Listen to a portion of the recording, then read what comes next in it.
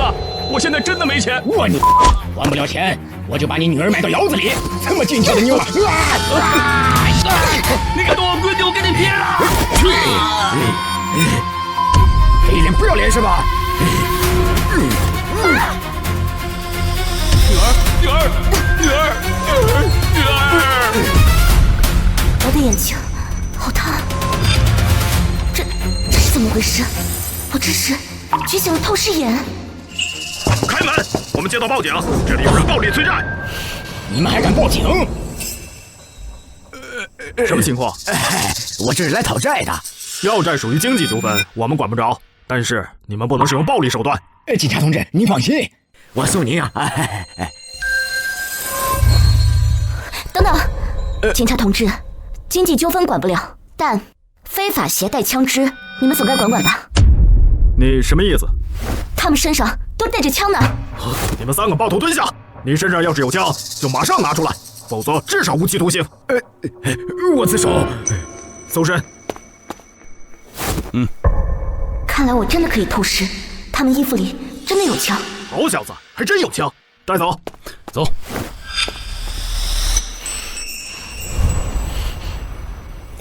闺女，你没事吧？爸，我没事儿，咱们还欠他们多少钱？还差15万，都怪爹没本事，不但没能给你创造优渥的家庭条件，还欠了一屁股债。虽然讨债的被带走了，但放债的人收不到钱，肯定还会继续来要债的。爸，咱们家附近是不是有个赌石场啊？爸，咱们家附近是不是有个赌石场啊？是啊，怎么了？我现在突然有了透视的能力，倒不如去赌石场试试，把老爸欠的钱全赚回来。没事儿，我就随便问问。爸，这几天您就待在家里，别出门，守着房子，以防那伙放高利贷的来搞事情。至于还债的事情，我会想办法的。闺女，咱还债归还债，可别做傻事啊！爸，你就放心吧，我心里有数的。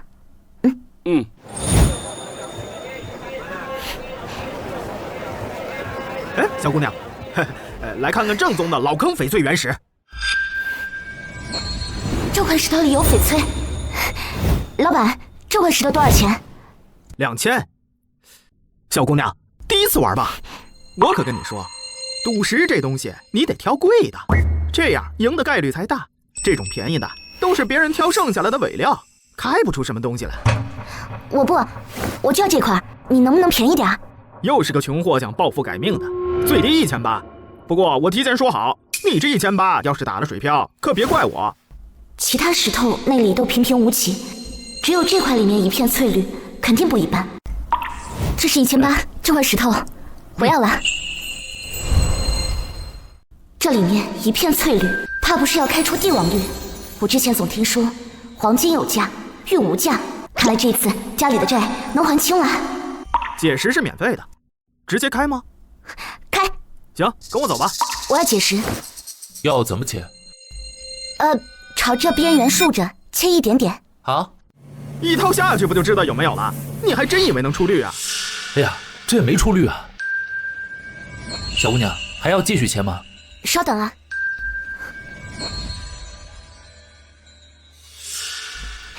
照着这条线，一点一点的擦。好。哼，你还装得挺像回事儿。你这要能开出翡翠，我道里拉屎。嘿，还真赌涨了。这怎么可能？这翡翠里好像有一股能量进入我身体里了，眼睛突然感觉好舒服，感觉视力变得更好了。难不成这些石头还能让我的眼睛能力提升？哟，出绿了！这料子看着不错啊，成色挺足的，个头也大，这怕是得10多万啊！小姑娘，15万卖不卖？20万，这石头我要了。杨老板，你这家大业大的，就别跟我抢了吧。我呢，这店里正好缺一对镯子。陈小姐既然张口了，这个人情我自然是给的。怎么样？20万卖不卖呀？卖，当然卖。来，这是20万，密码是6个0，你拿好。小姑娘，看你这年纪不大，眼力倒是不错嘛。喏，这个呢是我的名片，以后有好东西记得找我啊，价钱好商量。好，没问题。2000块买的石头挣了20万，哈哈，这下家里的欠债就彻底清了。王一姑娘，陈经理，您找我有事？我总感觉你赌石头不像是运气，而是底气，所以想问问你有没有兴趣来我公司鉴定一批石头啊？鉴定石头，我有透视眼，鉴定石头倒是简单。那有报酬吗？当然有报酬啊！如果你能准确挑出翡翠，给你50万提成，怎么样？50万，比我刚才捡漏赚的还多。好，我可以试试。那好，我明天在公司等你。陈子熙，这就是你请来的鉴定师，看着也太不靠谱了。刘总，我估计啊，你应该是被人坑了。这满桌子的石头，也就我手里这2个，多少能回点本，这剩下的都是废料。废料？这些石头老子花了300万，知道吗？产地可都是缅北老坑，绝对不可能是废料。你要是不信的话，咱们现在就可以开了石头看看。行，要是开出来跟你说的不一样，你们一块儿滚蛋。出绿了。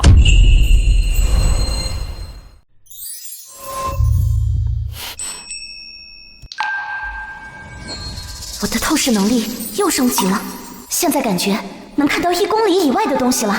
刘总，其实只有这2块石头成色勉强还行，其他的都是废石。这怎么可能？这位王大师是吧？你看，我是个粗人，刚才多有得罪，你可别见怪啊。我们另寻一处地方，好好的谈一谈你的工资待遇如何。呵呵，谁说我要留下来任职了？再说了，我纯粹就是想让你不爽。哎，你不爽了，我就高兴了，明白吗？谁让你不尊重女性的？还有，以后子欣姐跟我一块离职了，你另起高明吧。你走走。你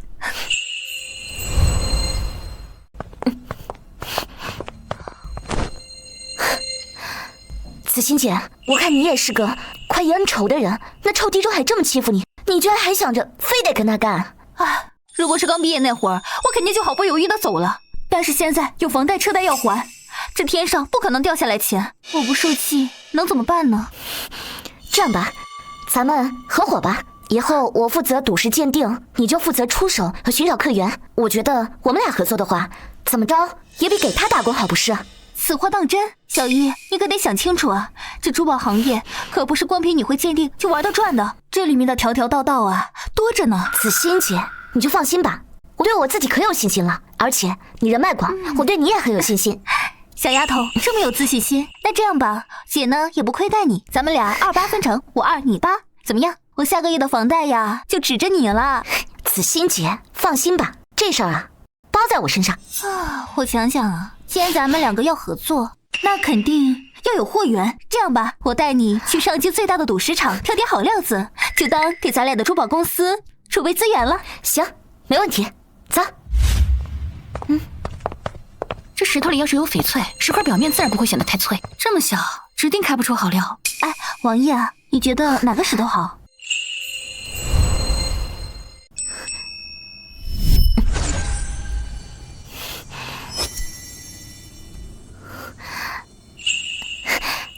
子欣姐，如果是有杂质的翡翠，还值钱吗？那得看杂质有多少，如果杂质很多的话，价值也会大打折扣。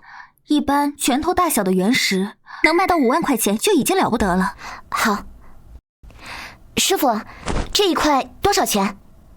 小姑娘，你眼光不错呀，这块石头是我们厂最好的几块，里面肯定有玉，这价格在石头上写着呢，5万8。这价格你能不能再便宜一些？那不能便宜，这原石就这价格，1分钱都不让。5万8的石头，我要是只能卖5万块钱，这妥妥的赔钱，肯定不能要。2个穷鬼还赌石，哼！我再看看别的石头，我就不信找不到漏。哼！我再看看别的石头，我就不信找不到漏。这是……哎，子欣姐，如果有一块石头里面是白色的，但是里面夹着一些血丝，这还值钱吗？当然了，那可是沁血玉，巴掌大小就价值100万呢。这块石头才标价2000块钱，能卖100万，有发财了！师傅，我要那块。哎，好嘞。不过我提前说好，这块石头是多少人看过的开不出东西的废料，所以才便宜2000块钱。好，我给您转账。哎，王姨啊，那块石头怎么看着不像能开出东西的样子啊？子欣姐，你就放心吧，咱们稳赚不赔。你可想好了再买啊，我这儿可不退不换。老板，你就放心吧，转账。哎，来，过去了。给您挑的原石。价值100万的原石到手了。有些人呐，没钱没本事，花个小钱买个废料，就想开出好玉石。老子混迹赌石圈10多年，你看你那块石头跟我这块怎么比？别到时候开废了，找地方哭鼻子去。你既然这么不看好我这块石头，那不如咱们来赌一把。一会儿我们让解石的师傅打开我们的石头，比比谁的玉块大。如果输的人就要给赢的人叫一声师傅，如何？好啊，别到时候输了不认账就行。走。小丫头，你现在认输还来得及，跪下来叫声师傅，说不定师傅我还能在上京赌石圈里罩着你啊！我看呀，是你该认输吧，别到时候丢了脸，在这上京啊混不下去了。切！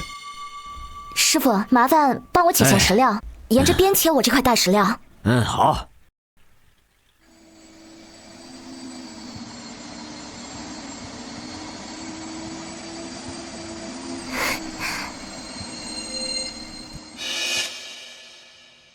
你看这石头哪有一点玉石的影子？你看这切出来的石头水哪里有玉石？看来今天我还真得替你爹妈好好教育一下你了。师傅，先等一下，再往里面切2厘米。我倒要看看你还有多少花招可以耍。废料就是废料，你变着花切也没用。哼！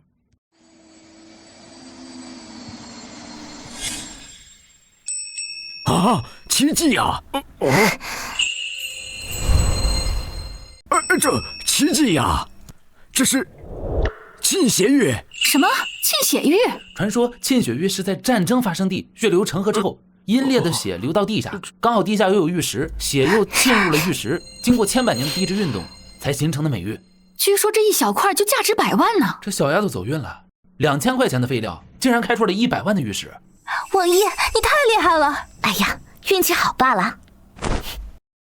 喂，该你了。我还没切呢，你就是运气好，瞎猫碰上死耗子。师傅，切我这块。哎，好。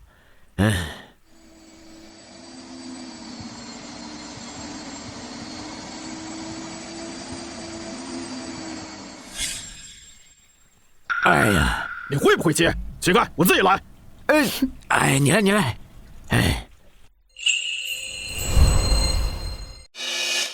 有玉，我就说有玉吧。什么呀？这一块下等料也好意思拿出来炫耀？就是白给我都不要。怎么样，愿赌服输吧？师傅，你说什么？我听不见。师傅，我还是听不见。师傅，行了吧？这胖子。王姨，这几天呢，我们就可以琢磨着把医师店开起来了。好。恭喜啊！恭喜！真棒！恭喜！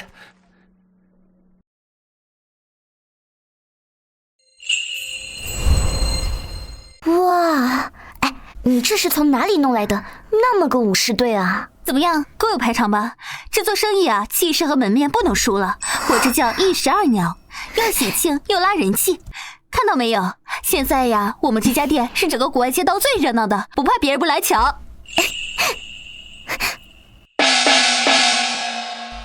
今天是我紫藤堂开业典礼，我王毅在这里感谢大家的捧场。今天我们店铺所有的玉石都打8折，而且在1周之内，我们还无偿的帮大家鉴定各种玉石。各位客官，里面请。好，恭喜！好，恭喜！恭喜王老板开业大吉啊！我姓郑，叫郑央，在对面开古玩的。从今儿起，咱们就是邻居了。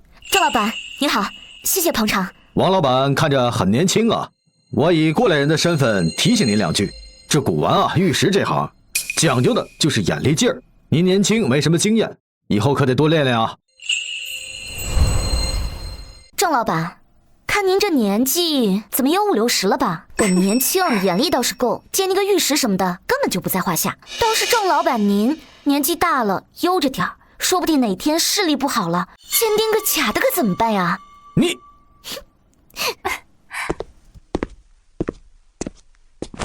哎，涂总，您今儿怎么有空到古玩街来啊？您上次答应到我店里去瞧着呢，我那刚收了半斤大红袍，那茶滋味真的香。这小店没什么好东西，我那好东西可多了去了。哎，下次再说。今天特意来这古玩街，就是来看看玉，下次有时间再去啊。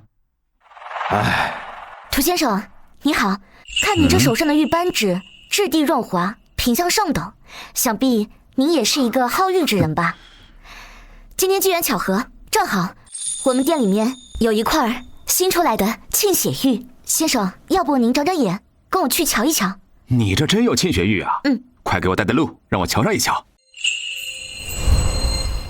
哎，涂总，你还真相信这小丫头说的？瞧瞧这破到点地方，能有什么好玉？我在古玩行混了这么多年，吹牛的人我见的可多了。我们店里假一赔10。哦，这王店长很有自信嘛，居然敢保证假一赔10，那我信这王店长。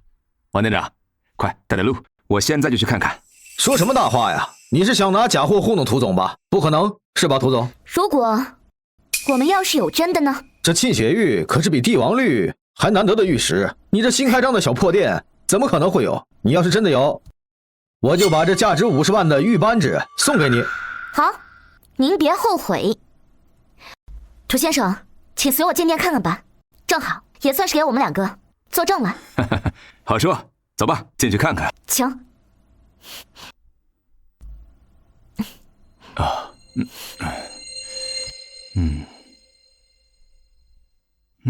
这温润的触感，表面的血痕细致，整个品相也很美。好久没见到这么完美的玉了。哼，敢不敢让我检查检查？我怕你这块玉啊是假的。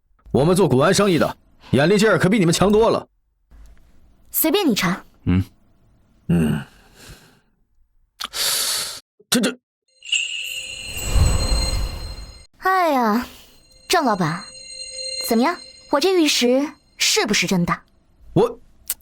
哎呀，郑老板，刚才可是您说的，我这玉石要是真的话，你手上的玉扳指要送给我，怎么？你现在不会又反悔了吧？愿赌服输，给就给。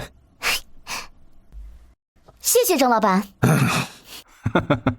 王老板，我这玩玉也有10多年了，也是第一次啊，见到这么完美的沁血玉。不如这样，你卖给我吧，200万，怎么样？200万，这钱不赚白不赚啊！正好店里的维持也需要一部分资金。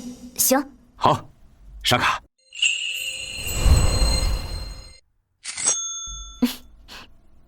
好。涂老板，收好。好，谢谢。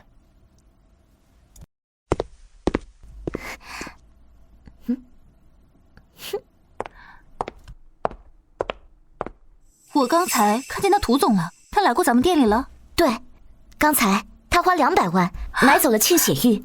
200万，那再加上接待其他顾客买的，那岂不是赚了很多钱了？我得赶紧算算。480万，我们今天赚了480万！我的天哪，我们开业第1天就赚了480万！对啊，没想到这玉石的空间这么大。对呀，我也没想到这销量这么好。但是呢，我们的玉料也快没了。放心吧，子欣姐，这玉料的事儿包在我身上。明天我就去赌石场看一看。行，明天我跟你一起去。好。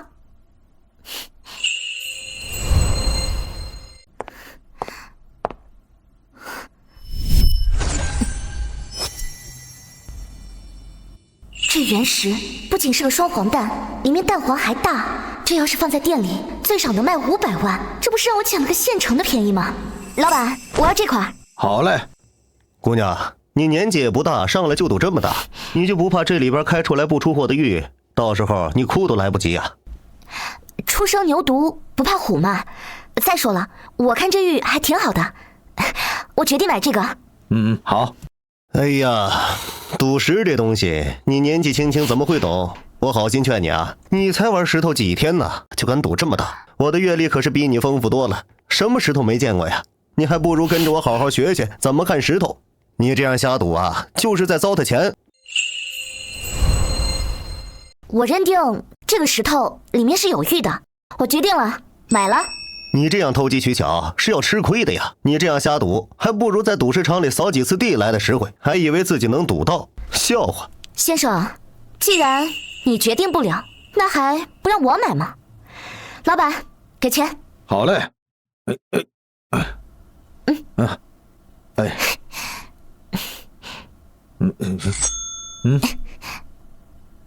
石头归你了。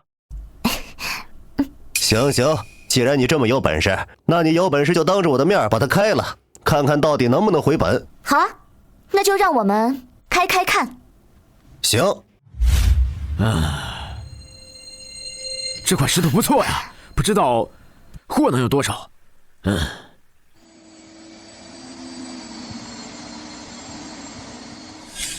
还不错，这玉料规规矩矩，不大不小，年轻人眼光不错。哼，就这点玉料，哪里值10万？顶多就值2、3万。我都说了，别这么着急下手，就是不听，吃亏了吧？王毅，没事，赔了也不怕，我帮你垫上。子欣姐，你放心吧，这波咱们还是稳赚。好，我信你。放心，师傅，继续开吧。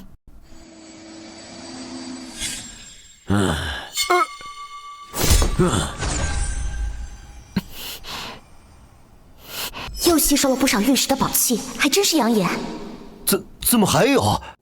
这是双黄蛋，500万，这价值500万的帝王绿啊！怎么样？我适合赌石吧？赌石就是要敢赌，你畏手畏脚的看了这么久的石头，那有什么用啊？哎呀，子欣姐，咱们走。得嘞，我亲爱的财神爷。哟，王店长，陈小姐，涂总，您怎么来了？你们也是来买石头的？哎，可不是嘛，我们都逛了一上午了，一点收获都没有。这是你们刚开出来的玉石？对，今天我运气好，开出来一个双黄蛋满绿。双黄蛋？哎呦，这可是罕见的宝贝啊！不知王店长愿不愿意割爱给我？正好我的珠宝店需要这批稀罕货。行啊，就是不知道涂总打算出多少钱？500万。没问题，成交。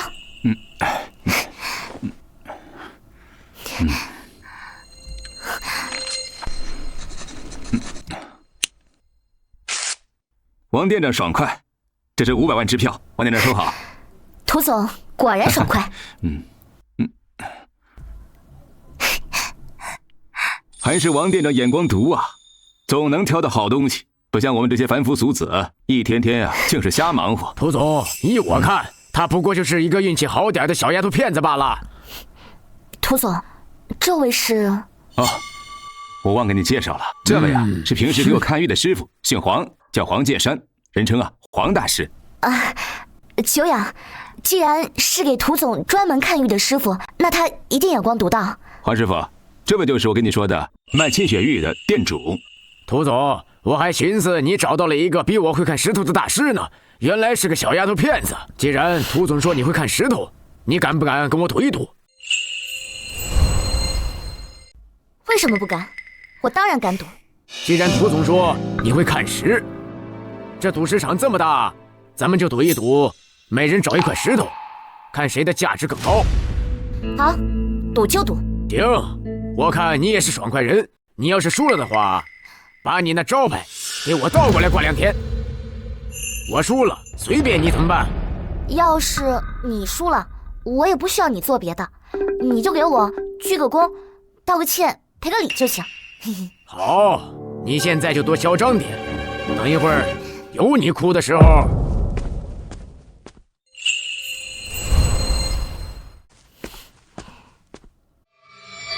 这石头只有外皮薄薄一层绿，里面都是油渣子。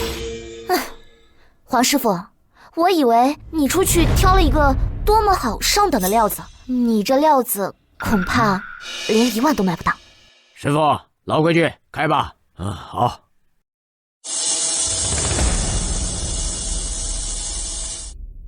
哟，黄大师，见绿了。这才哪儿到哪儿，继续开。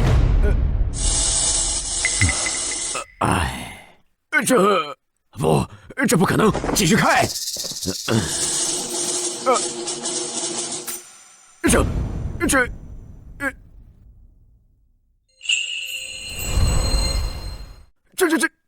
这怎么可能？我明明看过的，不可能！怎么就变成废渣子了？我的玉料呢？我的帝王绿呢？这点废料，怕是1万块钱也卖不了啊！黄师傅，你也别太难过啊，胜负乃兵家常事。你的料还没开，你凭什么就认定我输了？你的料里面如果什么都没有，这一局还是我赢。那恐怕要让你失望了。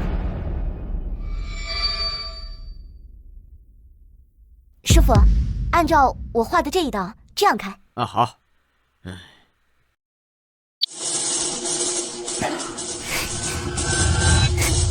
哎呀，绿，有绿！哇，了不得了不得！这平平无奇的一块怪石，居然能开出帝王绿满绿！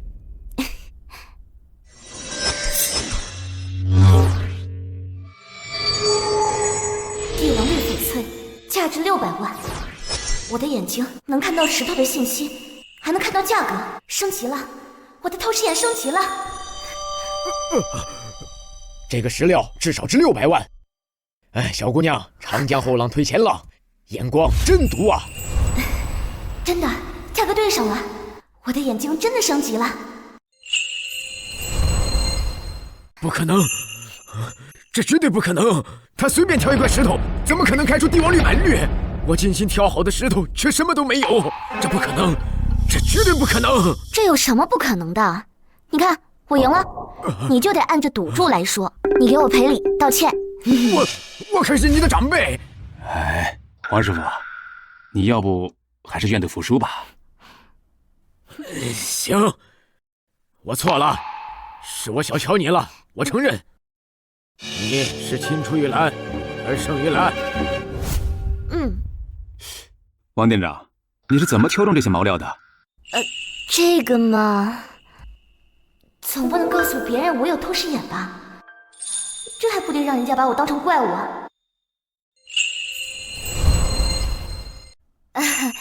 是这样的，我有一个师傅，他教给了我一些看石观石的办法，但是我师傅说不让我外传。涂所，您别介意啊，不是我不让说的，是我的师傅他不让我说。原来是这样，了不得呀！不过你介不介意现在就把这块玉料卖给我？我侄女生日，这块玉料的大小正好可以打个镯子，再打个玉佩，非常合适。没问题，涂老板，那你就开个价，如果价格合适的话，我卖给你600万，如何？成交。如果价格合适的话，我卖给你600万，如何？成交。我现在转给你。支付宝到账600万元。涂老板果然是个爽快人。王店长，你今天晚上有时间吗？我侄女生日，我正好顺道呀，想请你吃个饭。毕竟啊，我可是在你那儿买了3块玉石了，正好我侄女啊也对玉非常的热爱，说不定啊，她还能成为你的客户呢。好，没问题，我们一会儿就过去。那我们就瑶水庄园见。好。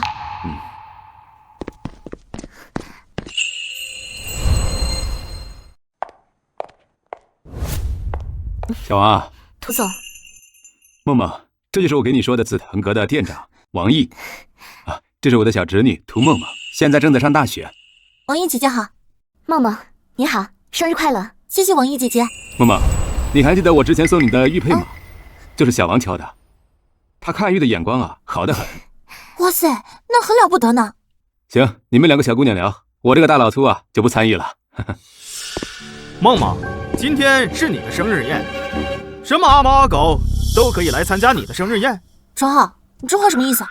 没什么，我就是觉得像你这种家世的人来说，结交的朋友也都是有门有户的。这一个卖石头的乡下土包子也配来参加你的生日宴，简直破坏气氛。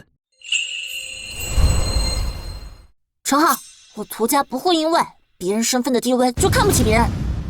梦梦说的对，很感谢大家今天能抽空来给我侄女庆生，让我们家梦梦21岁生日这么热闹。梦梦，生日快乐！谢谢大伯。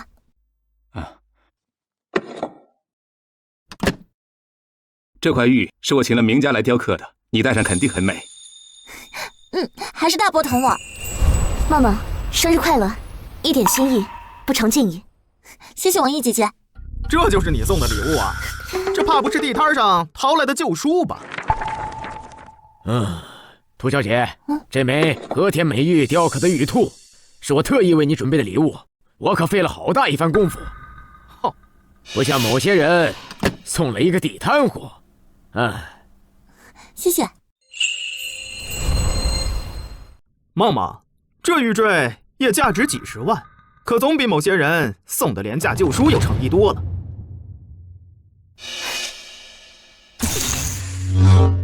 张大千墨宝，价值100万。梦梦，你看他这旧书，连个包装都没有，这恐怕垫桌角都嫌粗糙吧？哪比得上我这玉石，保值又体面。王店长，你看石头的眼力确实是很好，怎么选礼物这么敷衍？该不会是对涂小姐的生日没放在心上吧？诸位先别着急呀，我这书看着是普通，但是那里可藏着玄机。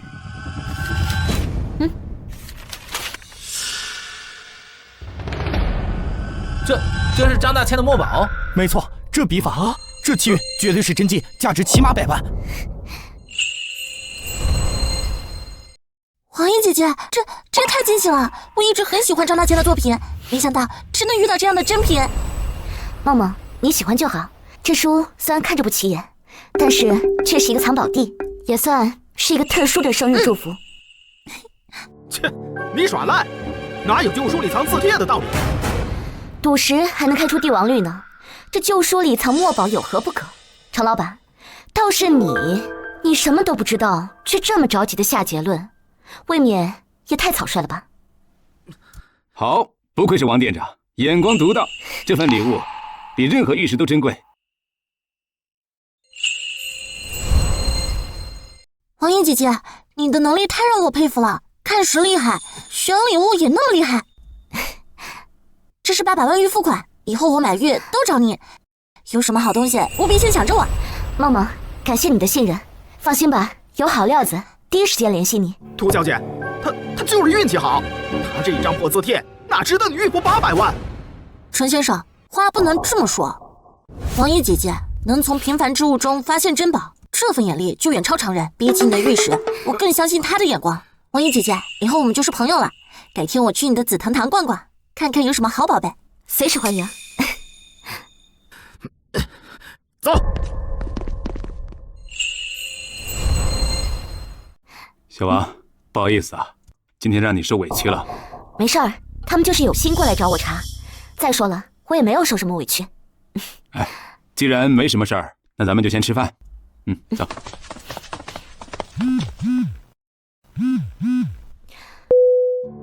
喂，子欣姐。王爷，好消息！董事长明天一早会来卸货，据说会有个号称是玉王的毛料出现。玩过几年石头的人啊，都觉得那里面开出的玉肯定价值不菲。好，明天早上我和你一起到赌市场看看。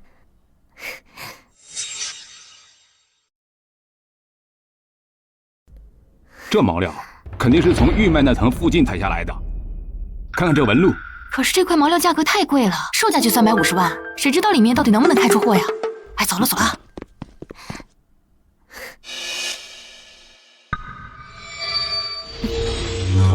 帝王绿满玉，价值1000多万，的确是个难得一见的好料。倒不是因为赚钱，而是这块玉没准又能让我透视能力进一步提升。今天说什么都要拿下这块玉，我跟你说，这块毛料紫心姐，我知道。刘大师，这块毛料看起来不错，但是你要入手啊，还需谨慎。这么高的价格，虽说我们店也付得起，但如果里面的料没有想的那么好，这生意就算赔了。刘大师果然谨慎。哟，这不是王店长吗？这么巧。这是，我给你介绍一下，这位是王毅王店长，也是开玉石店的。对了，王店长，给你介绍一下，这位是刘海志刘大师，他所在的玉石公司，那是在上京都有名的，能在他那儿看石头，都是有能力的。过奖了。王店长这店开多久了？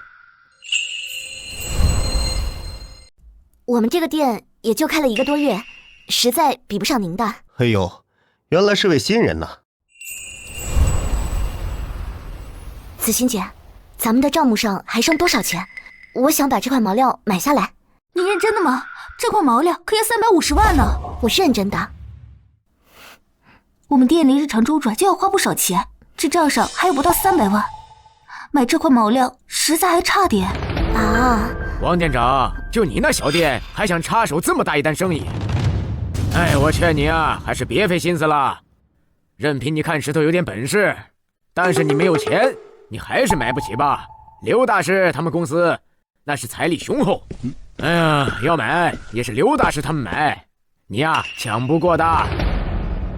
小王，我就知道你也会来看看这玉王毛料。涂总，你觉得这块毛料怎么样？我觉得这块毛料确实蛮好的，但是它的价格实在是太高了。不过我相信它肯定能够开出来上等的好玉。小王，你之前也给我选过几块不错的玉，我也一直没有机会好好谢谢你。你说你想买这块毛料，差多少钱？我借你。真的吗？那我可真是欠了您这么大的人情了。说到人情啊，其实是我欠你才对。你给我选的玉啊，品质都不错，我也不差钱。说吧，你要多少？那我们先借个50万。没问题。那就太感谢涂总了，我现在就给你写借条。紫心姐，你有没有带纸和笔啊？没带啊。小王，我信得过你，借条这就不必了。拿着，这是一张50万的卡，密码是6个8。感谢涂总，我们真是欠您一个这么大的人情。不客气。老板，这块毛料我们要了。老板，辛苦您把这个毛料开了，我们要了。好的，女士。恭喜姑娘开出这么大一块玉石。辛苦了，师傅。瞧这玉这么大一块，少说也得有1000多万吧。这玉色这么好，主要是这么大，实属罕见。这姑娘如此年轻，眼光还这么独到，真是了不起呀！这块玉1000万卖给我，王姑娘。我出1200万卖给我。我出1300万让给我吧。好舒服，这灵气温润，像是给眼睛做了个 SPA 一样。拍到这样的宝贝，怕是要发大财了。而且这块料子这么好，要是我自己找人雕刻，卖出的价格岂不是更高？这样店铺的名声也能打出去，简直双赢。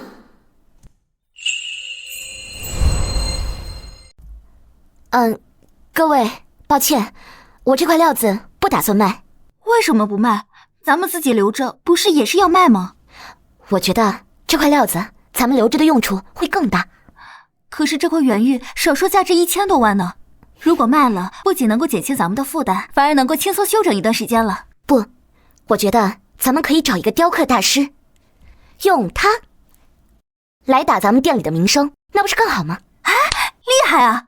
我怎么没想到找一位雕刻大师来自己进行雕刻呢？对了，上京有一位著名的雕刻大师，那技术放眼全球都是顶尖的，冯清池冯大师。不过呢，他不轻易出山，要不咱们现在就去找他帮帮忙。走，走。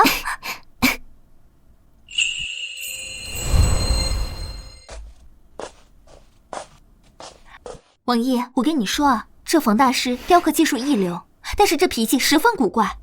有人甚至花几十万找他雕玉，他也是不肯雕的。等一下他出来的时候，你不要讲话，让我先跟他沟通。好。请问冯清池冯老爷在家吗？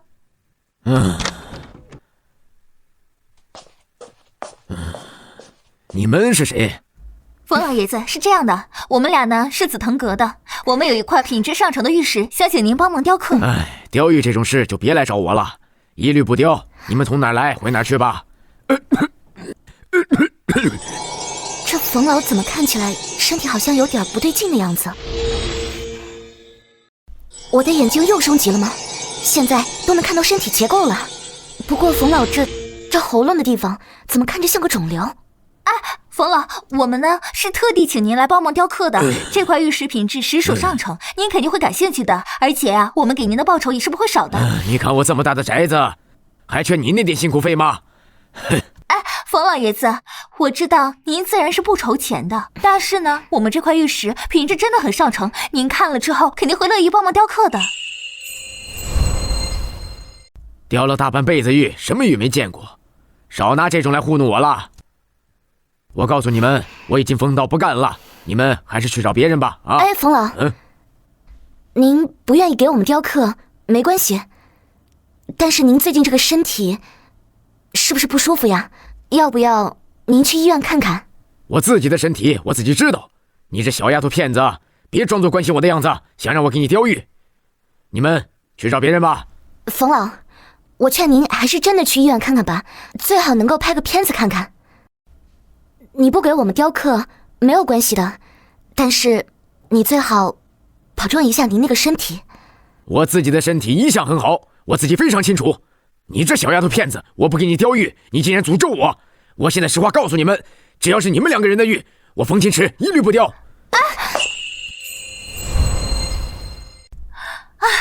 王毅，我不是叫你别乱讲话吗？现在好了，冯老闭门不见了，咱们的玉石也不知道找谁雕了呀。子欣姐，我没有胡说，我说的都是真的。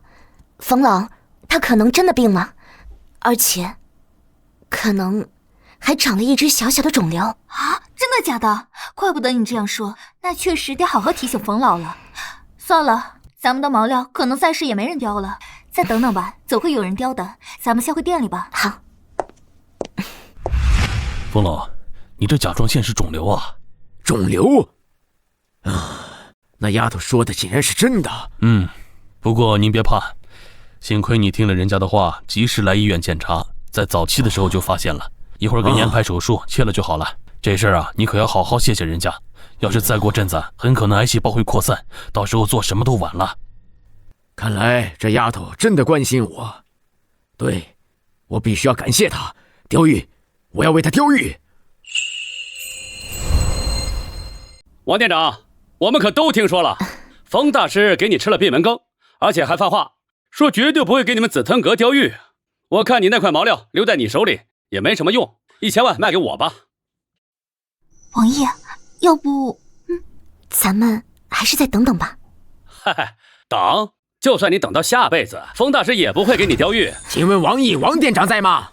啊，冯大师啊，哎呀，小王啊，我今天来专门是来答谢你的。来，这是我家里人带了点土特产，你要是不嫌弃，就先收着啊。冯老，您这是干嘛呀？您是长辈，您给我们带什么特产呀？哎，小王，那天要不是你提醒我，我还想不起来去医院检查身体呢。冯老，那您的身体怎么样了？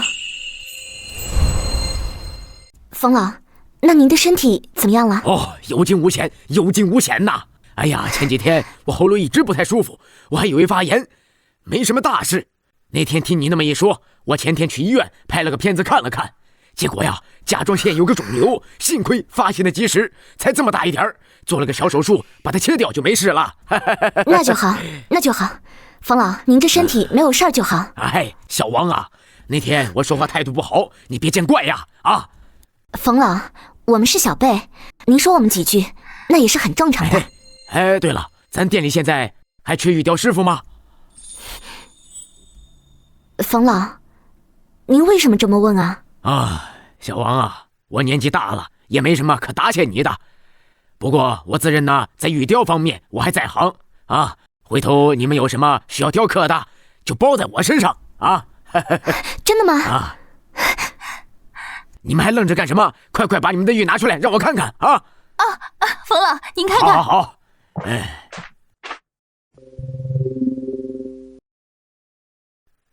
哎呀，你们早说有这么好的玉，我一早就给你们雕了嘛！你看，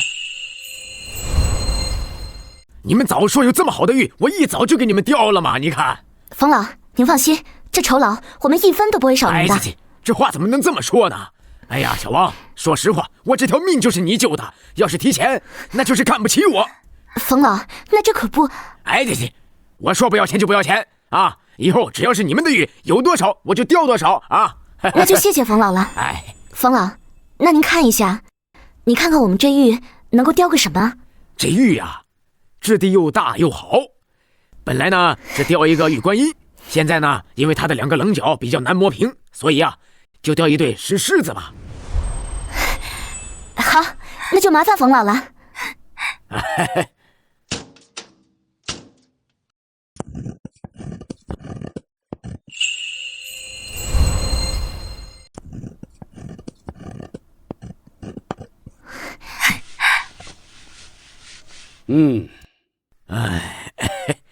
哎呀，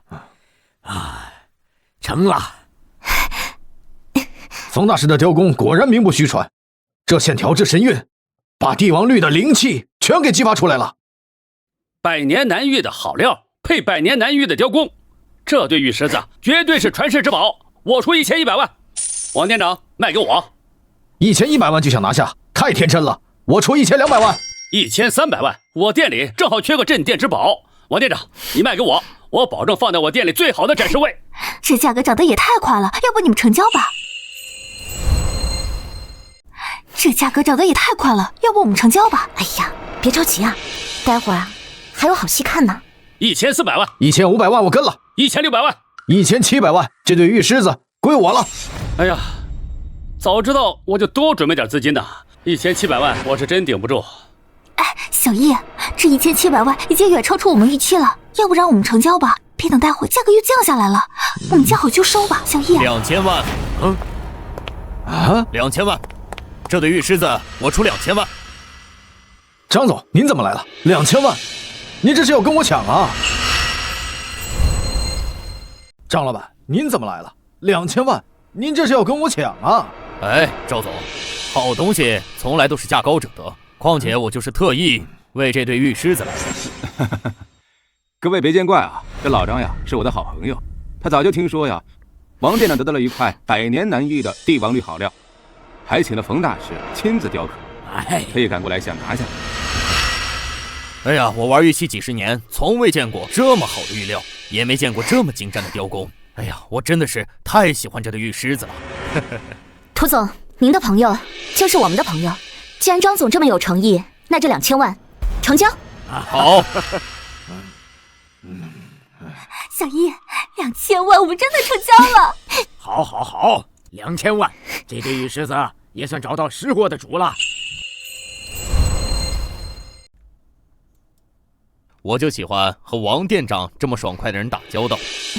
来，2000万，1分不少。子欣姐，你说着吧。哦，对了，王店长，我还有一个不情之请。张老板，请说。最近呢，我打算给店里进一批翡翠原石，刚好城东有一个玉器展，您眼光这么好，不如替我长长眼，到时候开出了好东西，我们俩55分账，你看怎么样？小易，这是个好机会，你可得答应啊！张老板，看在您这么有诚意、这么相信我的份上，正好我这2天也想去赌石的场上看一看，我们随时都可以出发。太好了，那我们现在就去。走，看看这个。老张，这展会果然名不虚传，国内外的好料都齐聚在这儿。小王，今天就麻烦你了，有看中的尽管说啊。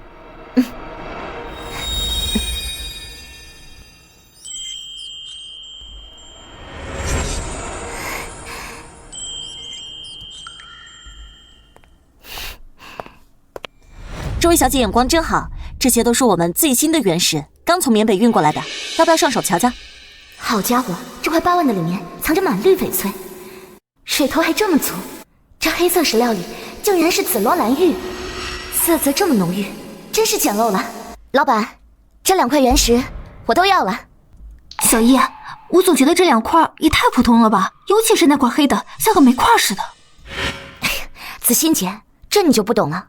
这赌石啊，讲究的是外拙内秀。我觉得这2个料子，说不定能开出好东西来。张总，这2块我想全要了，一个8万，一个5万。这位小姐真有眼光，这2块料子虽然看着普通，但的确是老坑料，他们呀就没几个人识货的。您如果要一起拿的话，我给你算12万，怎么样？来，没问题，刷卡。张总，你这是听了小姑娘的话就随便下手吧？这2块料我昨天都看过了，纯属废料，花12万买这玩意儿，怕不是交智商税？这位老板，话可不能说这么早。赌石这东西啊，都是各凭眼光，各凭实力，说不定啊，我能开出好料子呢。哦，那我倒要看看今天你能不能创造奇迹。展会里面有临时的解释区，不如我们现在就开了，大家也开眼吧。正有此意，走。请。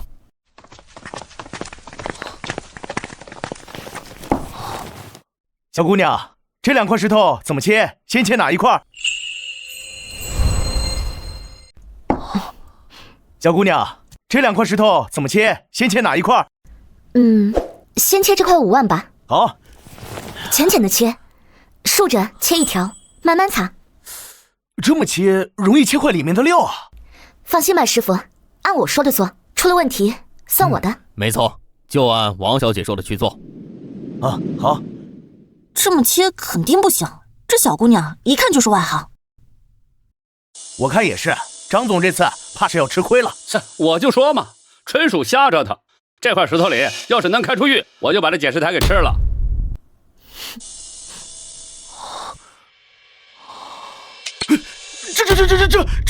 这是紫罗兰玉啊！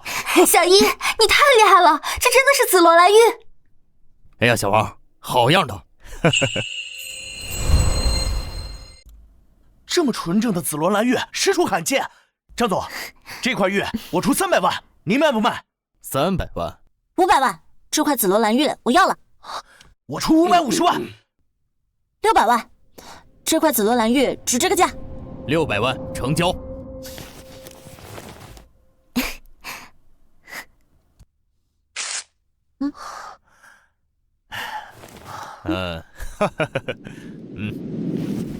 李老板，你刚才说的是解释台，要不要兑现一下？我刚才是跟你说着玩的。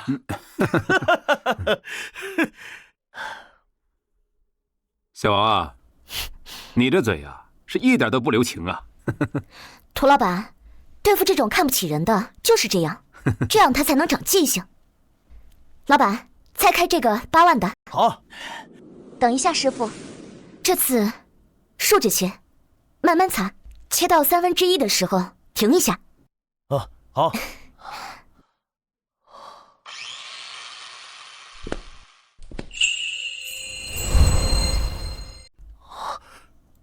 出绿了！这么好的品质，肯定是帝王绿级别啊！张总，你这翡翠1000万，我要了。1000万？王老板，1000万太少了吧？我出1200万。小王，1200万，你看怎么样？1200万，成交。好。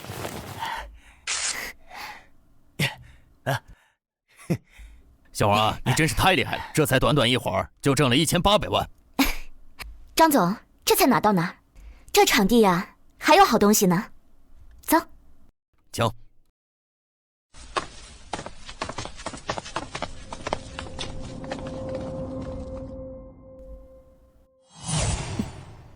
冰种翡翠价值1000万，晴水绿翡翠价值800万，墨翠价值1200万。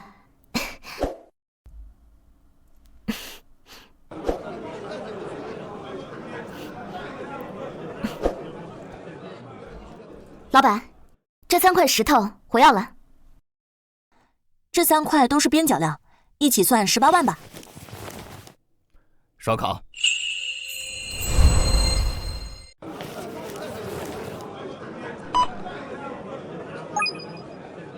这价值500万的玻璃种帝王绿，竟然被老板随便的扔在桌子下面，真是暴殄天物啊！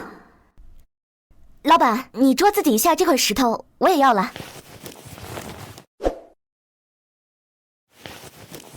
哎，王老板，我自己来。好，行。这块有点小，给你算1000块。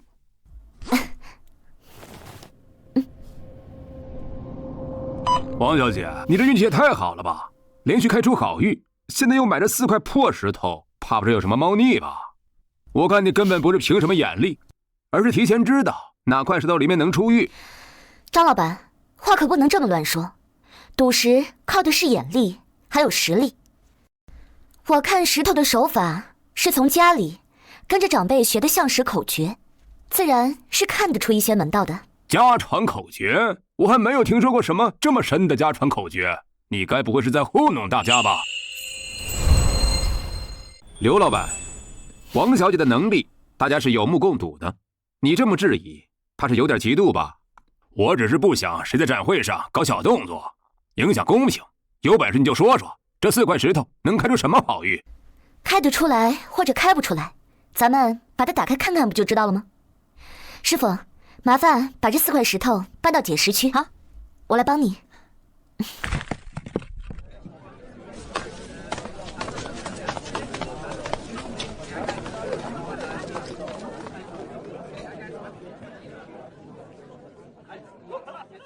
开吧。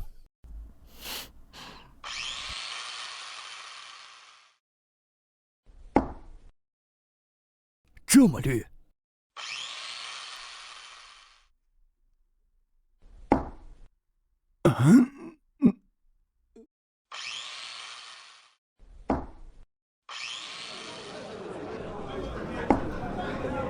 冰种翡翠，我出1000万；清水绿800万；墨翠我出1200万；帝王绿500万。6500万，谁都别跟我抢。张总，4块料子6500万，我全要了。小王，你看怎么样？按照市场价格算，这4块料子差不多是3500万，现在翻了1倍，差不多了，也发财了。可以，这个价格很有诚意。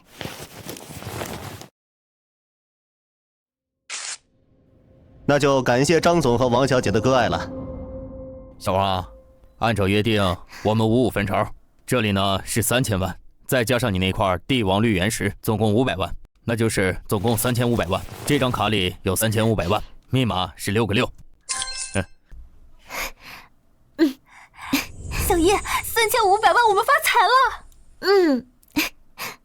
小王啊，你这能力可真是百年难遇，以后再有这种好事啊，千万别把我们忘了。我的原石生意啊，以后就由你长眼。听说了吗？最近啊，古玩街的珍宝斋搞到一批海外回流藏品，据说那可是从老洋房里掏出来的宝贝。海外回流，那可不好说。现在这行业鱼龙混杂的，这真品没几件，这劣品啊却能够以假乱真，这一不小心啊就打了眼了。可不是嘛，昨天我路过瞅了一眼，看到那一屋子的铜器、木器摆了一屋子，标价可不低。这里边还藏着什么猫腻呢？海外回流藏品，鱼龙混杂才好捡漏。我的透视眼连石头里的玉都能看穿，这些古玩的底细还能瞒得过我？说不定又能淘到什么好东西。子清姐，咱们店里是不是还缺些装饰摆件？正好古玩街离这儿不远，咱们不如去珍宝斋逛一逛，正好挑一些合适的东西。你是想再捡个漏啊？对，反正闲着也是闲着，就算我们捡不到漏，就当去散步了嘛。那我跟涂总还有事要谈，你们先去逛，有任何问题随时打电话。对，以后啊，再看见这种好料子，缺钱啊，只管开口。谢谢涂老板，张老板，走吧。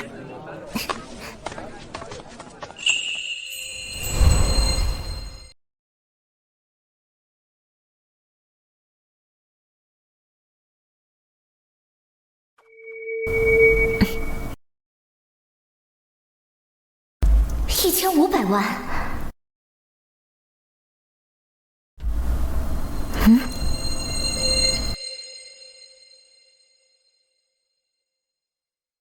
这2个可都是大漏啊！老板，这铜炉和古琴怎么卖？哟，姑娘，好眼光啊！这铜炉是海外回流的老物件，标价20万。这古琴虽然是民国仿清代的，但做工还算精细，给您算15万，2件加起来35万。老板，我们诚心买，2件东西一共20万。如果可以的话，我就买；不行的话，我就走。20万，姑娘，爽快，卖给你了。刷卡。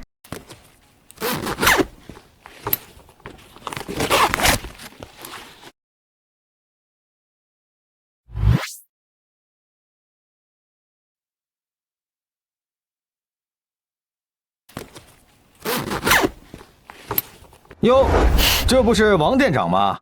怎么不在赌石场捡漏，跑到古玩街来凑热闹了？张老板，我们过我们的，跟你有什么关系啊？王店长，赌石和玩古玩可不一样。这铜炉看着破旧，说不定啊就是现代仿品，说不定啊就值几千块。这古琴更是一眼假，连民国仿品都算不上，2样东西加一块最多值1万块。小叶，这2件东西真值吗？放心吧，等下我绝对得让你知道什么叫捡大漏。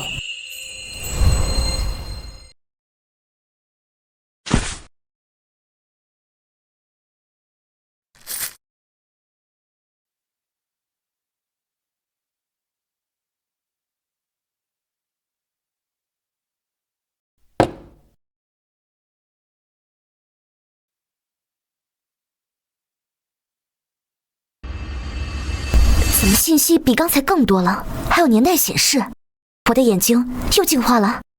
看来这下看古玩更准了。这是……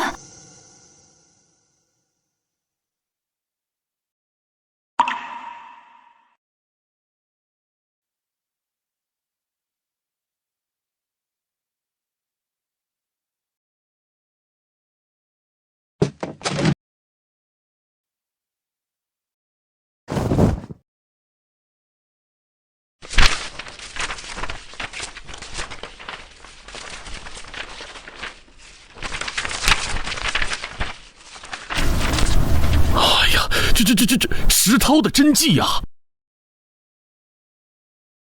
真是清代石涛大师的作品。这真是清代石涛大师的作品。哟，这不是张教授吗？他可是咱们上京鉴定文物的专家，绝对的权威。这是张教授，这就是几块不值钱的破瓷片。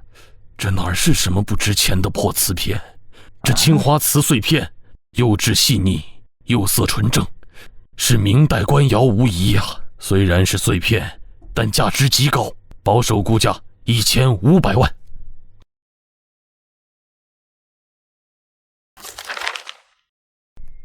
这石涛的书法是真迹，笔法墨色都符合清代特征。再加上这明代黄花梨木古琴，材质上乘，工艺精湛，两者加起来价值2000万。姑娘，你这可是捡了天大的漏啊！2000万，1500万，这加起来就是3500万，20万买的，这得翻了多少倍啊！王店长，既然你也是开店的，这两样东西留在你手里边也发挥不了最大价值，不如转让给我，我出3500万，怎么样？不卖。3500万你都不卖，你成本才20万，这可是稳赚不赔的买卖啊！张老板，你就别白费力气了，我们小易决定的事啊，是不会轻易改变的。你当初不是还嘲笑他人傻钱多吗？现在知道开错眼了吧？王姑娘，我认识一家拍卖公司，如果你这些东西送拍，应该能拍出更高价，不知道你有没有兴趣啊？那就麻烦张教授了。小王，鼎盛拍卖行在业内口碑极好，拍卖成交率一直很高，你这2件宝贝都是稀世珍品，今天肯定能拍出好价钱。那是还要感谢张教授的提携，没有张教授，我们也不可能来到这么好的拍卖会，展示自己这么好的展品。感谢各位贵宾莅临鼎盛拍卖行春季专场拍卖会。接下来我们将要呈现的是本次拍卖会的重磅拍品：明代官窑青花瓷碎片一组，以及清代石涛名画，配明代黄花梨木古琴一套。这青花瓷碎片的胎质和釉色，绝对是明代官窑的瓷器，就算是碎片，凑在一起也能还原大半瓷器。石涛的真迹本来就罕见，还配着明朝黄花梨木古琴，这简直是成套的宝贝，错过这个机会可就再也没有了。现在竞拍正式开始，2件拍品打包竞价，起拍价3500万，每次加价最低100万。现在有请各位出价。3600万，3800万，4000万，4000万。果然不出所料，这2件宝贝的吸引力远超预期。5100万，5300万，5300万。这位先生出价5300万，还有更高的报价吗？这可是明代官窑配清代青花瓷器，错过再无。5500万。哎呀，5500万第一次，5500万第二次，5500万第三次，成交。真的成交了！恭喜呀，小王，这个价格远超预期，堪称本次拍卖会的黑马。王女士，您的拍品最终成交价5500万，扣除佣金后，您实际到手5000万。请问您是选择转账还是现金支票呢？转账吧，转入我们的对公账户。我们的对公账户已经在后台登记过了。好的，女士，您稍后可以查收一下。小易，5000万真的到账了，我们现在也是身家几千万的老板了。小王，这笔钱可是实实在在的收获，接下来打算怎么规划？是扩大店铺规模，还是继续收藏更多珍品？我们打算重新装修一下紫藤阁的规模，扩大一下展示的区域，到时候我们再去赌石场弄些好料子。正好有冯大师给我们坐镇雕刻，我们的店里面的东西啊，只会越来越抢手。对了，子欣姐，你不是一直想换个大点的房子？这次可以提上日程了。小易，真谢谢你啊！要是没有你，也不知道我下个月的房贷该怎么办了。子欣姐，咱们是合作伙伴，更是好姐妹，有福自然要同享。而且这只是开始，以后我们会赚更多的钱，见识更多的宝贝。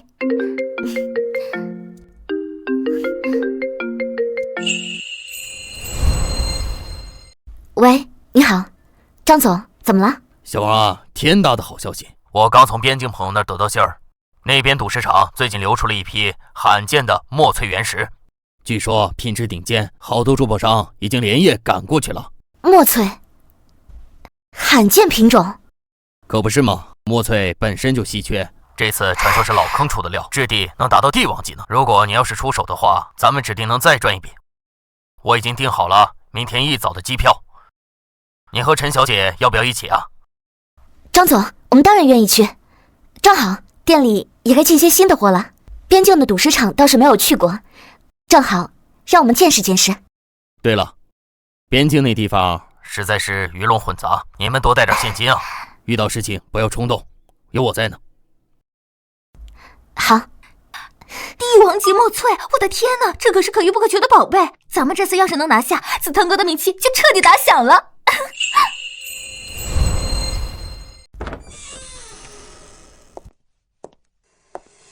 来，美女，来看看这块，刚从老坑运过来的。你看这皮壳，这松花里边绝对出勾绿的。我看你面生，给你个友情价，28万。小王啊，你可小心点，这地方鱼龙混杂，有真料也有假货。常见的骗术就是这种表面贴一层绿皮，看着像是好料，切开啊，全是废料。还有一些商家会恶意抬价，专坑外地来的生面孔。你看，怪不得这么多人围观，咱们可得擦亮眼睛。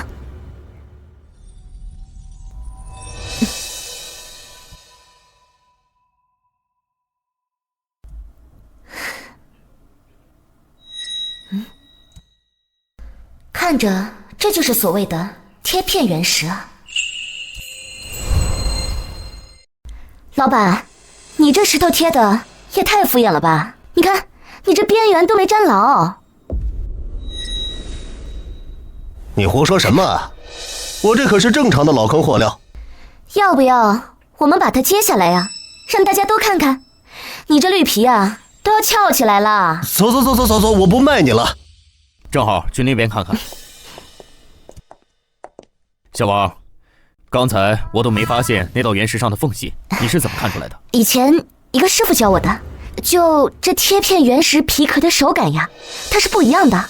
你看那绿贴的也太假了，一看就不对劲儿。来看看这。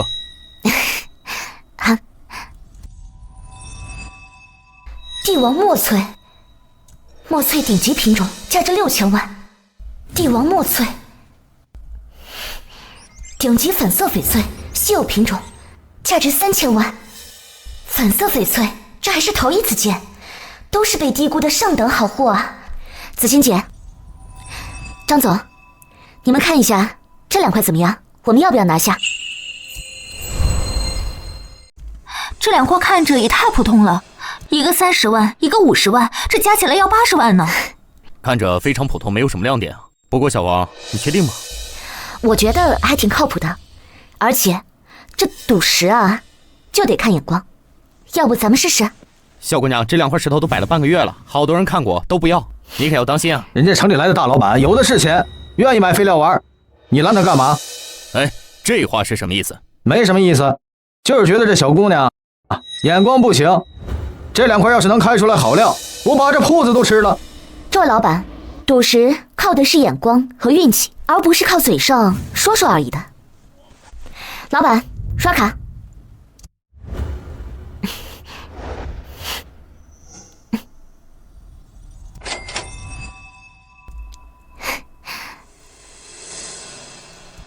师傅，从这里竖着切，慢一点，小心一点。这么普通的石头还花50万，肯定要垮。我看也是，这小姑娘怕是被人坑了。要我看，她就是纯在浪费钱。这是墨翠！我的天，这是帝王墨翠！太罕见了，这么纯粹的帝王墨翠，我这辈子都没见过。小姑娘，我是东南亚的珠宝商，我叫桑坤。这个帝王墨翠我要了6000万。桑坤先生，爽快，成交。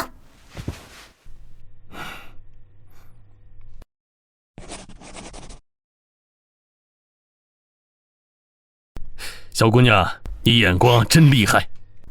师傅，切另一个。师傅，切另一个，横着切，千万要小心，不要弄到里面的料子。粉色翡翠，色泽太均匀了。粉色翡翠很是稀有，这种粉嫩均匀的非常罕见。这绝对是顶美的粉色翡翠，价值连城啊！小姑娘，你这粉色翡翠我也想收，你出个价。桑坤先生，不好意思，这块翡翠我们不卖，我们打算自己留着自己雕。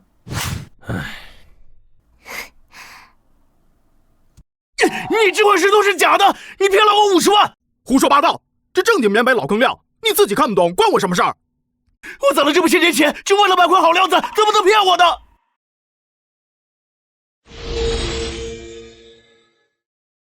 这么明显的贴片造假，这里面全是杂石。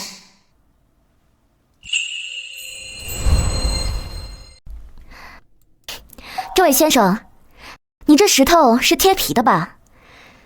表面的绿皮一撕就掉，要不咱们找个工具试试呢？你是谁？关你什么事儿？在这个赌石市场里骗人，是不是太不地道了？是你自己把钱还给人家，还是我们去市场管理处？哼！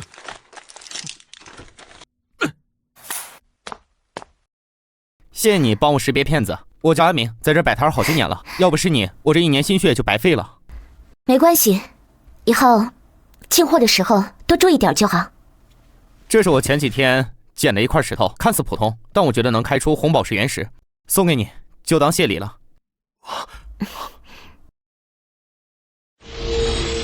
天然红宝石原石，品质上等，这可是白捡的大喽！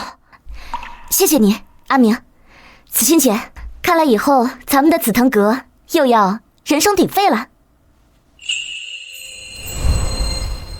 哎呀，小王啊，这次边境之行真的是赚大了。那个帝王墨翠卖了整整6000万，我们抛去成本50万，我们净赚5950万。还有你那颗红宝石原石，我已经给你联系到买家了，500万，1分都不少。还有这个粉色的翡翠原石，多亏了冯老的雕刻工艺，让这粉色的翡翠原石展示它独特的美。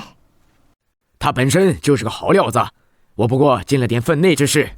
不过这罕见的粉色翡翠肯定能卖个好价钱的啊！哎呀，谦虚了啊！好，这次真不错。这不是顶流大明星林婉吗？林女士，欢迎光临紫藤阁。林女士，您看一下需要什么？这粉色翡翠也太好看了吧！我找了好久都没找到这么合心意的。林小姐，这个是顶级的粉色翡翠首饰套装，它色泽均匀，品质上乘。多少钱？我要了。林小姐，这套首饰啊，我们定价3200万。没问题，刷卡。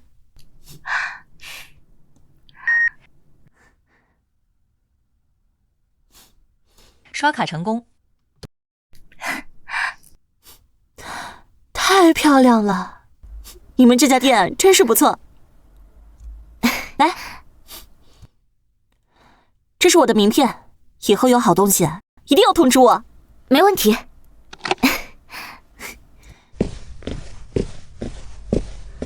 这就是大明星林婉。哎呦呦！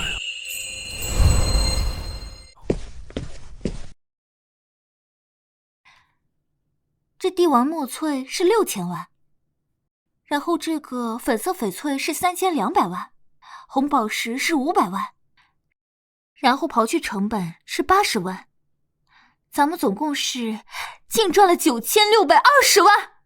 小姨，咱们一共赚了9000多万，再加上之前的那些，咱们也是身家过亿的老板了。王店长，明天会展中心开有拍卖会，听说现场有极品钻石，你要不要跟我一起去？极品钻石，这听起来还挺不错的，我去。好，明天咱就一起去。小王啊，国际拍卖会就是不一样，看看这阵仗，据说那个亚洲之星的蓝钻价值5个亿，要是我能拍下，我们在珠宝圈的地位可真的稳了。5个亿的蓝钻，想想都觉得震撼，到底该有多美啊！好，感谢各位贵宾莅临本次国际珠宝拍卖会。接下来将要登场的是本次拍卖会的重磅单品之一，号称亚洲之星的西式蓝钻。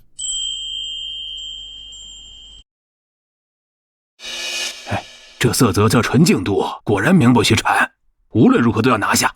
5亿的起拍价虽然高，但物有所值，这颗蓝钻的收藏价值不可估量。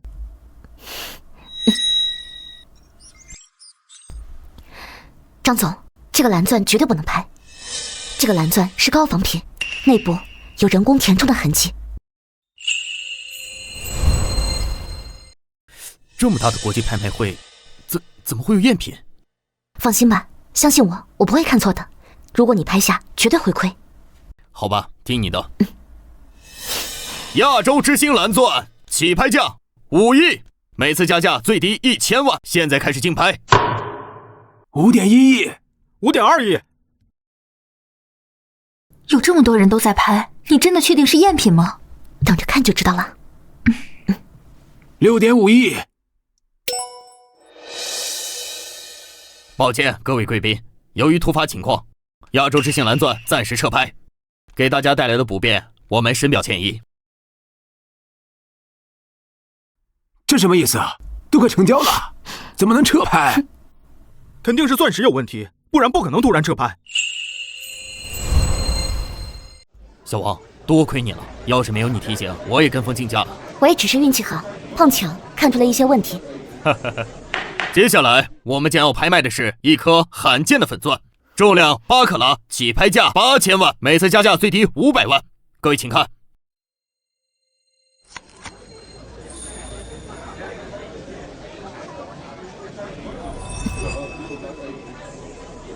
现在开始竞拍。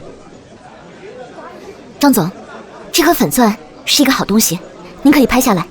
它内部纯净无杂质，它的实际价格绝对更高。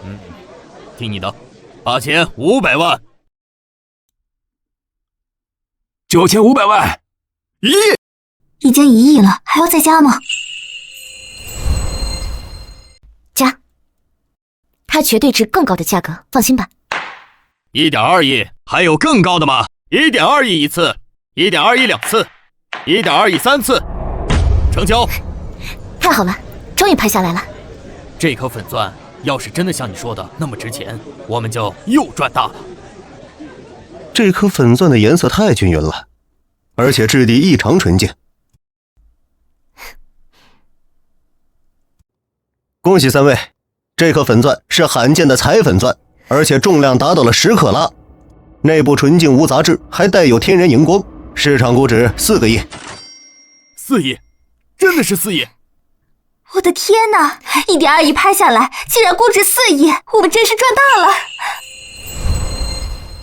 我就说这颗粉钻很值钱吧？小王，你真是我的幸运星，不仅完美的让我避开了拍卖会的赝品，还拍下这么值钱的彩粉钻，你的鉴宝能力真是太让人震惊了。我就是碰巧而已。哎，张总，黄小姐，久仰大名，听说你们拍下了那颗罕见的粉钻，我非常满意，不知道能否转让给我？哎呀，刘老板，这颗粉钻是王小姐看中的，这还得需要问一下王小姐的意见。刘富商，你打算多少钱要？5亿，这是我能给出的最高价格，绝对诚意满满。张总，您觉得这价格怎么样？5亿没问题啊，可以成交。好，成交。太好了，我这就开支票。抛去成本1.2亿，净赚3.8亿。按照合约，我们55分，你入账1.9亿，我这就把支票给你。那就谢谢张老板了。小易，你太厉害了，这才1会儿的功夫，你就净赚1.9亿，这都是咱们大家一起努力的功劳。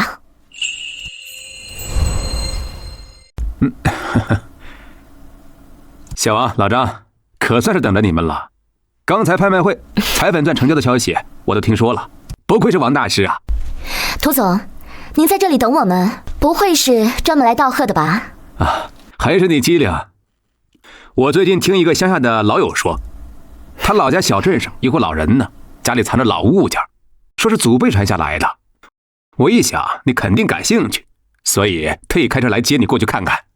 这个老涂啊，知道这小王眼光毒了，这是过来讨巧来的。哎，我也就是纯粹的分享个消息，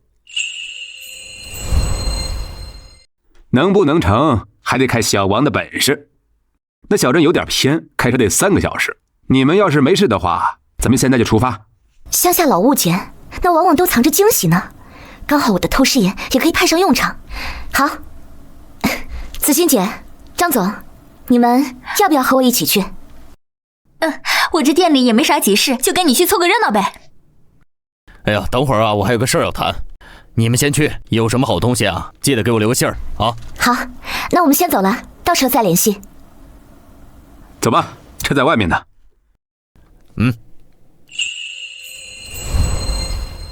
哎呦，老涂可算是把你们给盼来了呀！这位就是鉴宝大师，看着可真年轻啊！这是王毅王店长，旁边是他的搭档陈子欣。小王啊，这是老李，就是他给我报的信。李村长，那就麻烦您带路了。哎呀，不麻烦，那户老人家姓赵，家里条件不太好，就住在村东头，老伴儿常年卧病在床，全靠他一个人呐。种地为去生计。那个老物件是个木柜子，他说放了好几十年了，占地方不说，也不知道值不值钱。小叶，看这地方挺偏的，真的有好东西吗？越偏僻的地方，越容易藏着没被发现的宝贝。那就请您带路，带我们过去看看吧。好，就在那儿，咱们走吧。老赵，我给你带客人来了，他们想看看你家那木柜子。欢迎欢迎，快进来坐啊！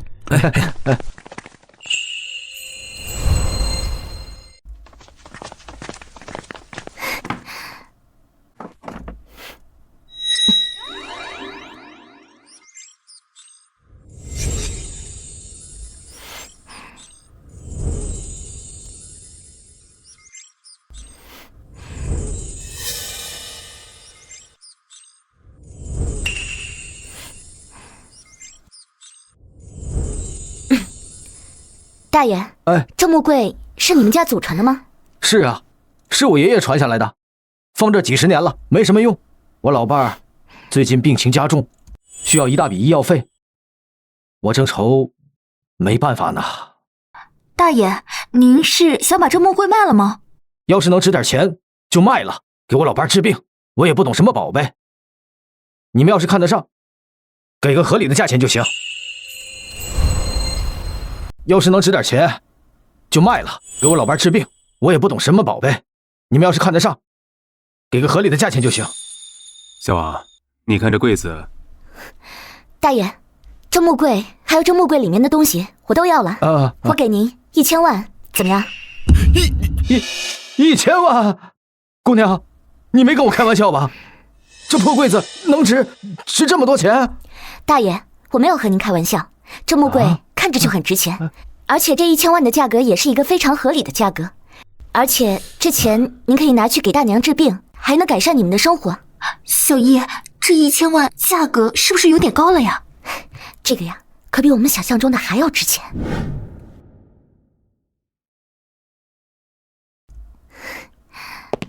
这绝对是清代中期的紫檀木，保存的相当完整，市面上面已经非常少见了，最少价值8000万。这是徐悲鸿的真迹，笔锋纯正，气势磅礴，无论是结构还是笔墨都极具代表性，市场价值至少6个亿。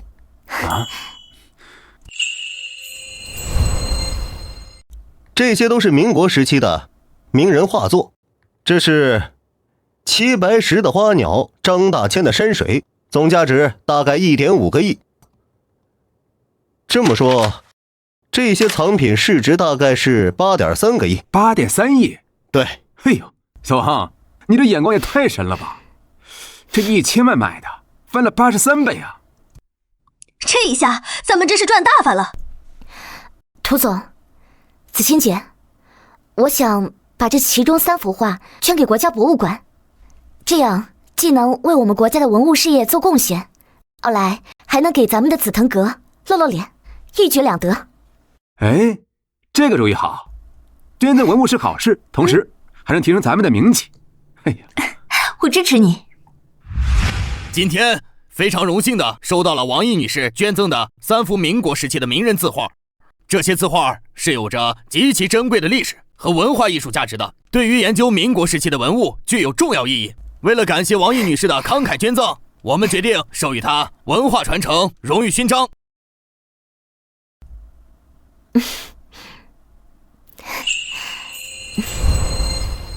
能为国家的文化事业做出一份贡献，我感到非常的荣幸。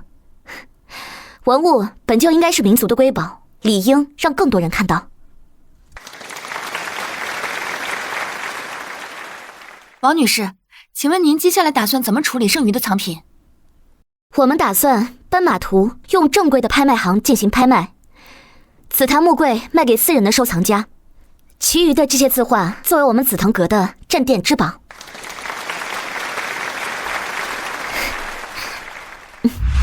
小易，咱们算一下啊，斑马图是6.8亿，紫檀木柜是1亿，成本总共是1000万，再减去相关捐赠的费用，咱们净赚了一共是5.2亿。小王，你这可是坐着就赚了几个亿呀！以后再有这种好事儿，可别忘了我。放心吧，有好事儿绝对不会忘了你的。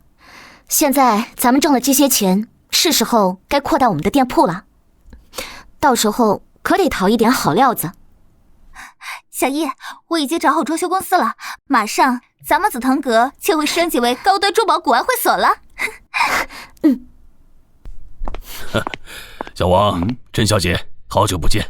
张教授，是什么风把您给吹来了？我今天来是有件大事，想请你们帮忙。我组织了一支地质勘探队，想去西南深山找一处传说中的玉石矿脉。玉石矿脉？玉石矿脉？这是我整理的资料。当地老辈人流传，山里常有发光石头出现，可惜环境复杂，悬崖峭壁多，没人敢深入。我们勘探队找了几次都没头绪，我想到你眼光独到，说不定能帮上忙。西南深山会不会太危险了呀？确实有风险，但一旦找到矿脉，价值不可估量。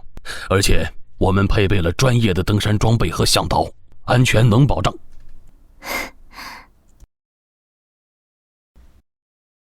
发光石头，说不定就是玉石反射的光。我透视眼正好能穿透山体，找到矿脉再合适不过。教授，我答应了。找矿脉，我觉得也是一个非常有意思的事儿。太好了，我们明天就出发。好。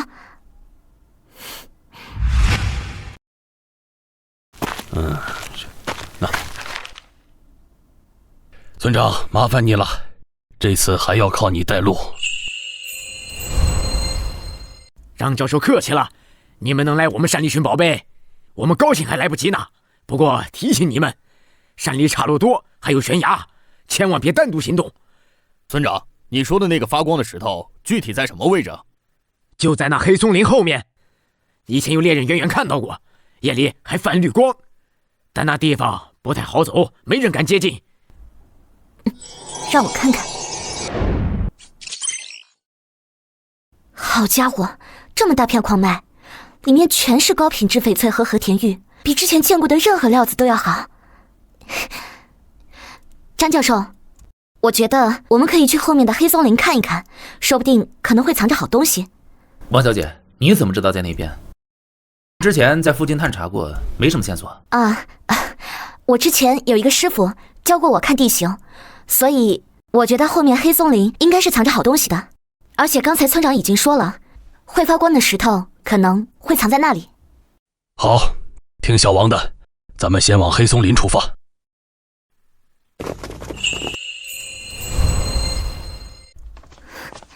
这个地方看起来平平无奇，真的有矿脉吗？小易，要不然你再仔细看看呢？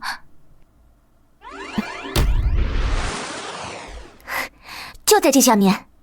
张教授，你也可以往这底下挖一挖。您看，这周围的岩石和纹理和周围的一点都不一样，说不定这玉石矿脉就藏在下面。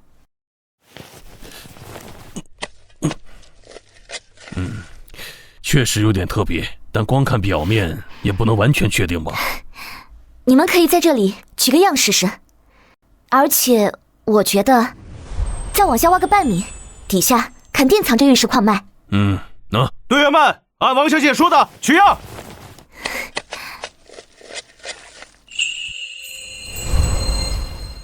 底下肯定藏着玉石矿脉。队员们，按王小姐说的取样。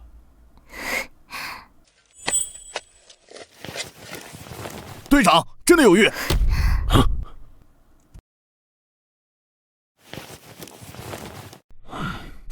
太好了，这是高品质翡翠的原石。小王，你太厉害！张教授，我们可以再继续往下挖，它下面肯定会藏着玉石矿脉，而且我觉得这玉石矿脉底下会有很多。我想加入合资2个亿，您看可以吗？2个亿，王小姐真是大手笔。没问题，按照投资比例分成，你投入2亿，占总投资的10%，到时候产出的玉石按比例分。没想到这破悬崖下面还真的有宝贝啊！以后我们村也能跟着沾光啊！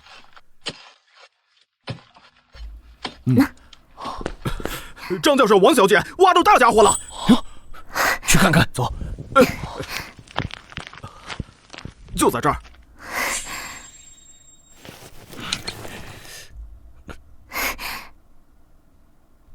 这是特级和田白玉，重达50公斤，太罕见了。我的天啊，这么大的和田玉，价值连城啊！王小姐，张教授，目前首批开采的玉石已经统计好了，这块特级和田白玉估值约50亿，再加上其他的翡翠和和田玉原料，首批产值已经价值80亿了。这开采速度竟然比想象中的还要快，看来咱们以后还能开出更好的料子。这多亏了王小姐啊，要不是您发现了玉石矿脉，我们现在还在瞎忙活呢。投入2亿，首批市值80亿，咱们赚大发了呀！有透视眼就是好，不仅能找到矿脉，还能清楚知道里面的玉石品质。这次真是选对了。王小姐，经过1个月的开采，矿脉共计产出各类玉石原料总价值200亿，按照投资比例，您投入2亿，占10%，应得20亿。这是转账凭证，钱已经转到您的银行卡下了。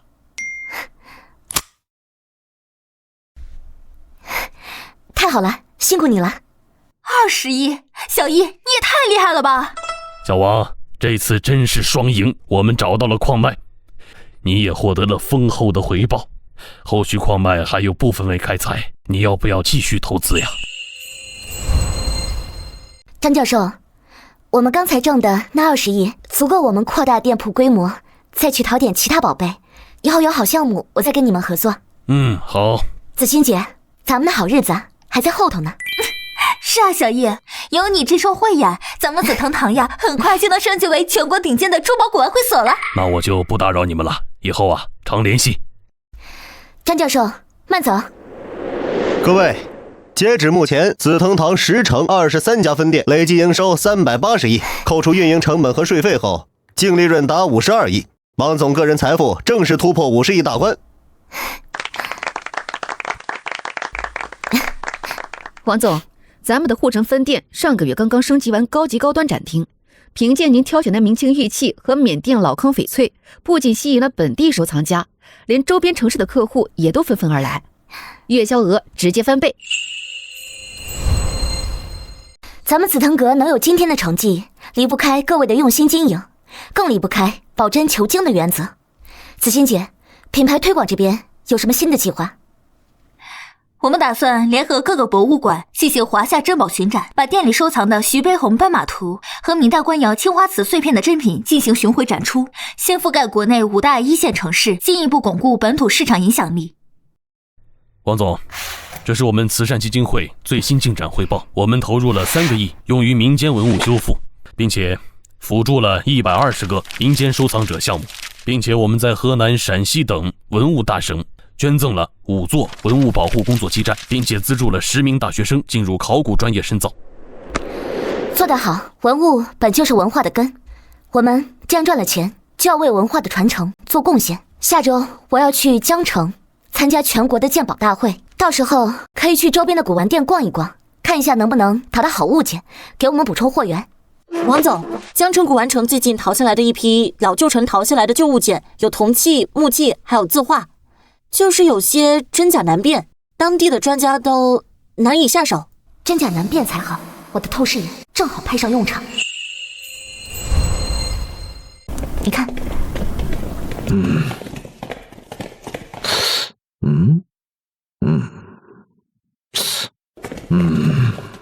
这铜炉看着是清代宣德炉样式，但包浆太新，肯定是仿品，最多值5000块。不可能，这是我花20万收的，怎么会是仿品？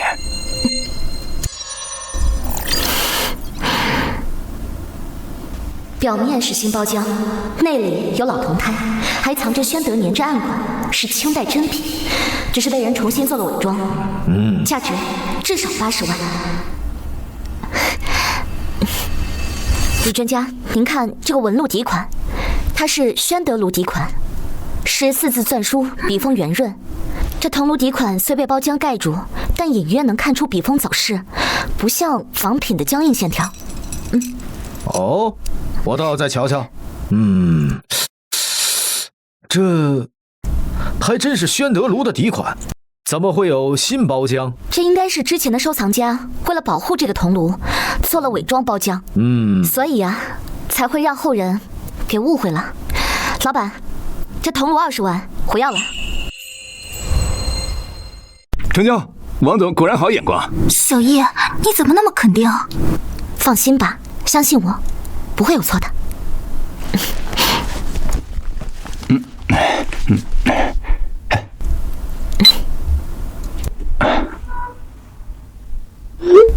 过去了。哎，好。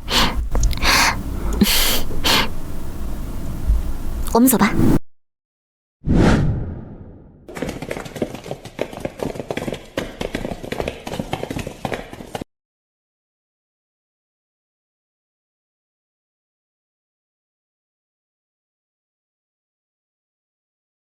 老板，这幅山水画多少钱？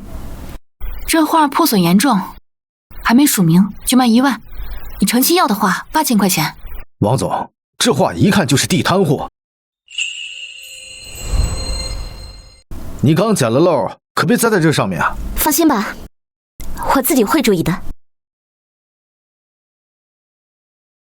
给你转账。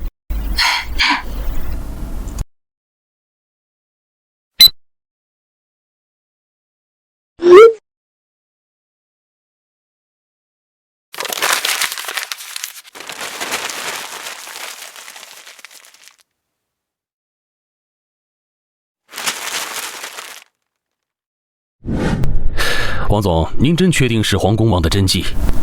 我研究元宋书画已经几十年了，还从未见过这样的残卷。李专家，等会儿鉴定师鉴定完，您就知道了。这黄公望的山水画，峰峦浑厚，草木华姿，这残卷的笔触和墨色，都完全是他的风格。找到了，这里有印记，这里有印记，找到了。不错，大吃道人正是黄公望的号，这笔触，这墨色，绝对是黄公望的真迹。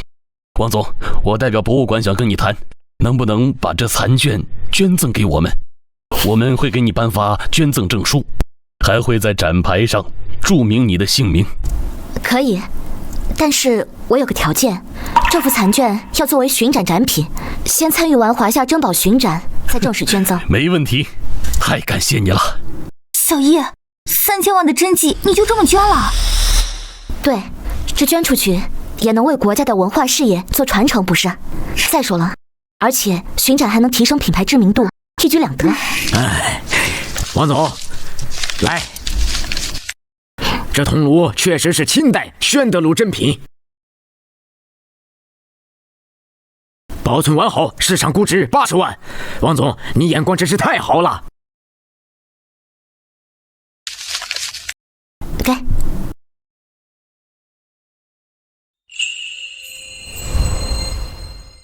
咱们现在紫藤阁啊，已经成为全国知名的珠宝古玩品牌了，好多大明星和企业家都抢着找咱们要货呢。我打算再投入5亿到我们的基金会，我们要重点的参与民间文物保护和考古事业。闺女啊，爸真是没想到啊，咱这么个一穷二白的家里，能培养出你这么一个大老板，还开了那么多分店，做了那么多善事。爸，我都是托您的福，要不是当初您拼命保护我，不让那些讨债的伤害我，我也没有今天。好闺女儿，你现在有本事了，但千万不能忘本，爸为你骄傲。好，我不会忘的，这一切的起点都是为了咱们一家人好好生活。